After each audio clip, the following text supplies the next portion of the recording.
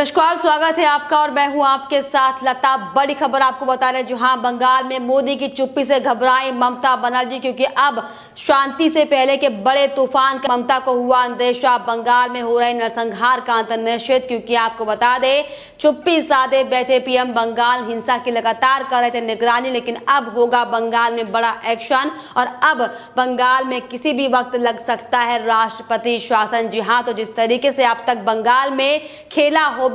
होबे की कहानी सुनाई पड़ी थी, लेकिन आपको बताते चले कि आखिरकार अब बंगाल में खेल का समय आ चुका है, क्योंकि जिस तरीके से ममता दीदी अपनी सारी सीमाओं को पार करते हुए जो खूनी खेल बंगाल में खेल रही थी, अब इसके अंत का समय आ चुका है। क्योंकि बहुत जल्द अब हमारे fire brand prime minister Narendra Modi का बड़ा एक्शन बंगाल में होने वाला है। और ऐसा हम नहीं कह रहे, दरअसल ये चर्चाएं पूरे देश में होती दिखाई पड़ रही हैं। जी हाँ, क्योंकि जिस तरीके से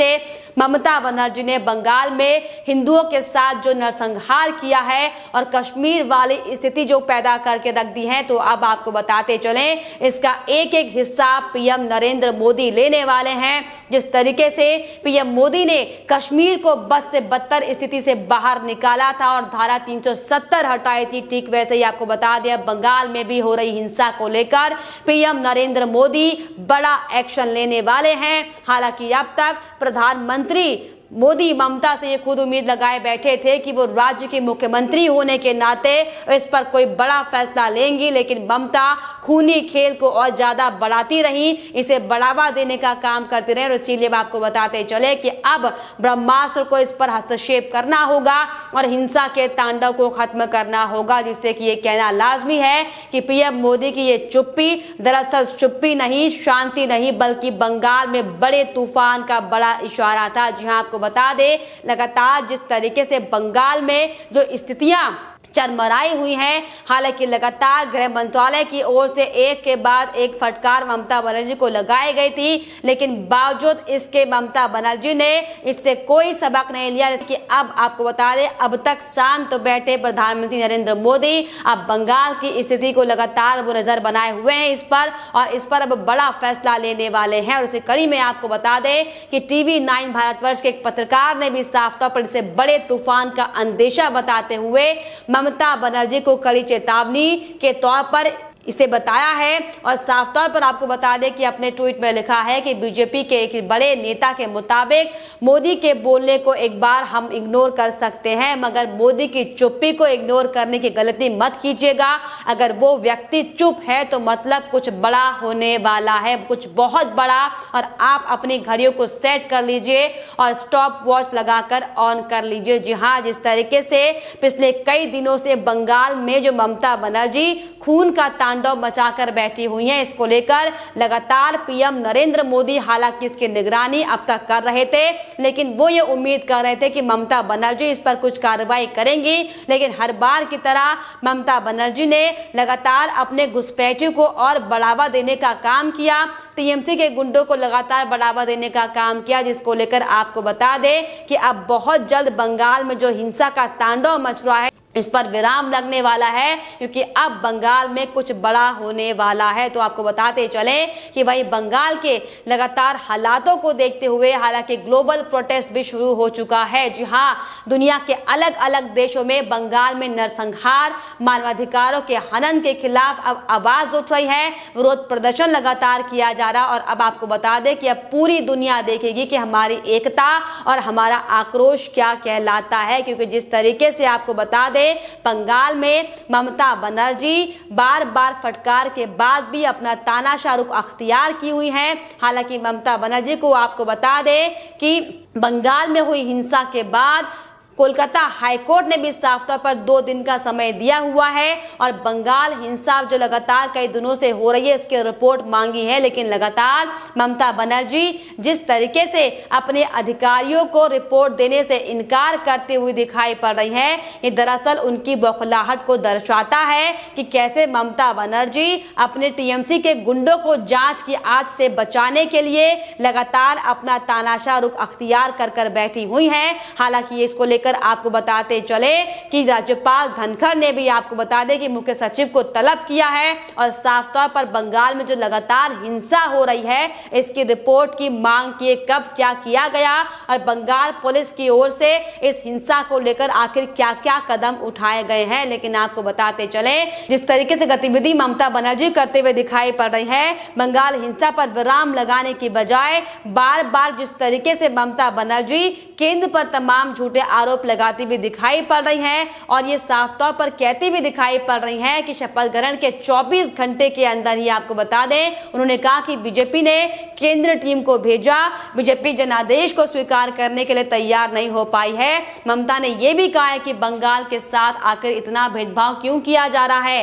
दरअसल ममता बनर्जी इसे बंगाल के साथ, ममता बनर्जी के साथ भेदभाव बता रहे हैं, लेकिन जिस तरीके से भेदभाव बंगाल के गुंडों ने किया है, टीएमसी के गुंडों ने किया है, हिंदुओं को चुन चुन कर जो पीटा है, आखिर इसका हिसाब किताब कौन करेगा। लेकिन ममता बनर्जी इस पर कुछ भी बोलने की बजाय लगातार अपनी कमियों को छुपाने के लिए, लगातार अपनी आतंकी सोच को बचाने के लिए लगातार केंद्र पर झूठे आरोप लगा रही है। लेकिन आपको बताते चले कि ममता बनर्जी की दाल अब नहीं गलने वाली, क्योंकि साफ तौर पर गृह मंत्रालय के सख्त एक्शन के बाद अब पीएम नरेंद्र मोदी, जिनको अब लगातार लोग ये कहते हुए दिखाई पड़ रहे हैं कि आखिर पीएम मोदी कहां शांत बैठे हुए हैं, तो आपको हम बता दें कि पीएम नरेंद्र मोदी शांत नहीं बल्कि इंतजार कर रहे थे कि ममता बनर्जी इस पर कोई एक्शन ले। लेकिन अब जिस तरीके से पानी सिर से ऊपर जा चुका है, लगातार बीजेपी कार्यकर्ताओं की हत्याएं की जा रही हैं, कैसे खुलेआम बीजेपी नेताओं को मारकर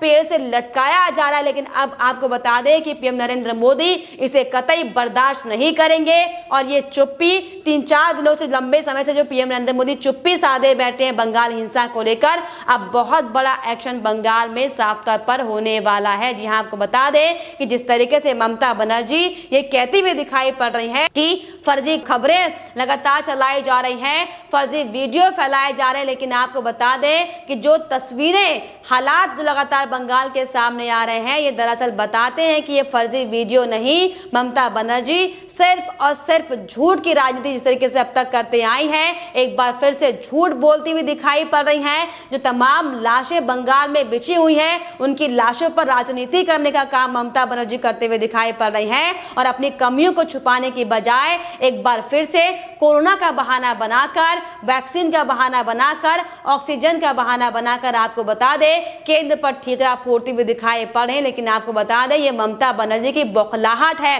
ये वो बौखलाहट है जो लगातार नंदीग्राम में हार के बाद सामने आ रही है। क्योंकि जिस तरीके से नंदीग्राम में भी हमने आपको बताया था कि कैसे नंदीग्राम क्षेत्र में एक वीडियो भी सामने आया था जिसमें किस तरीके से महिलाओं को सड़क पर घसीट कर पीटा जा रहा था, बेरहमी के साथ, बर्बरता के साथ उनकी पिटाई की जा रही थी। इसका खुलासा भी आपको बता दें कि महिला आयोग ने किया है, क्योंकि साफ तौर पर महिला आयोग की टीम बंगाल में अलग अलग प्रभावित इलाकों के दौरे में थी और इस दौरान आपको बता दें कि NCW की टीम ने साफ तौर पर खुलासा किया है कि महिलाओं को हर दिन रेप की धमकियां दी जा रही हैं, बेटी को राज्य से बाहर भेजना मजबूरी हो गई है पीड़ित महिलाओं की। जी हां, आपको बता दें कि महिला आयोग की एक टीम ने पश्चिम बंगाल का दौरा भी किया था और वहां पर राजनीतिक हिंसा से जो पीड़ित महिलाएं थी उनके साथ बातचीत उन्होंने की थी और इस दौरान टीम ने पाया कि कई महिलाओं को बलात्कार की धमकियां मिल रही है, जैसे कश्मीर में मिला करती थी।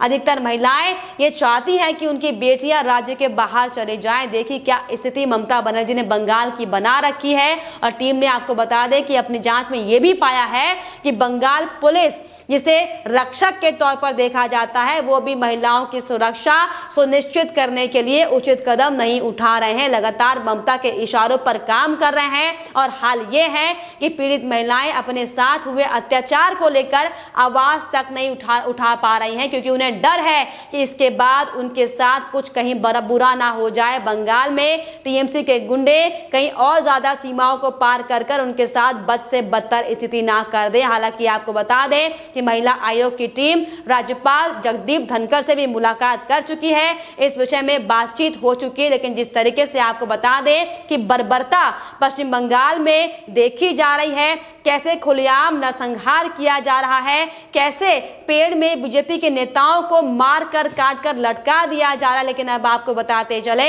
कि अब जो है ममता बनर्जी का समय पूरा हो चुका है, क्योंकि अब जो तीसरी आंख है वो खुल चुकी है और अब बहुत जल्द पीएम नरेंद्र मोदी बंगाल में बड़ा एक्शन लेने वाले हैं। जो लगातार दुर्दशा बंगाल की होती जा रही है, इसको लेकर आपको बताते चले कि अब बहुत जल्द बड़ा एक्शन होगा, जिसमें साफ तौर पर ममता बनर्जी के खिलाफ कानूनी कार्रवाई की जाएगी। क्योंकि जिस तरीके से मुख्यमंत्री होने के नाते संविधान के खिलाफ जाकर जिस तरीके से ममता बनर्जी ने कानून व्यवस्था की धज्जियां बंगाल में उड़ाई है, इसका एक एक हिसाब किताब ममता बनर्जी को अब देना होगा। क्योंकि जिस तरीके से आपको बता दें, लगातार तमाम रिपोर्ट्स की मांग की जा रही है, बंगाल में जो हुआ उसको लेकर जानकारियां मांगी जा रही, लेकिन ममता बनर्जी जानकारी देने की बजाय सिर्फ और सिर्फ केंद्र पर झूठे आरोप लगा रही है। लेकिन अब जो है ममता बनर्जी का वक्त खत्म हो चुका है, क्योंकि साफ तौर पर आपको बताते चले कि जो ग्लोबल प्रोटेस्ट हो रहा है इसकी भी वानगी हमने आपको बताई। लेकिन अब जिस तरीके से